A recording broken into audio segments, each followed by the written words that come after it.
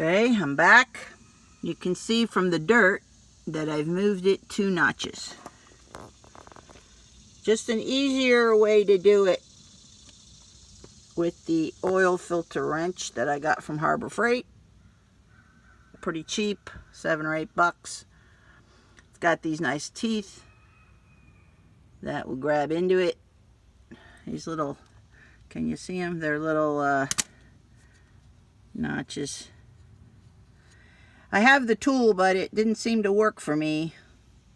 So I tried channel locks. They didn't work. I said, hey, wait a minute. I got this wonderful tool here with these claws. Give it a try. Hope it makes your life easier. Goodbye.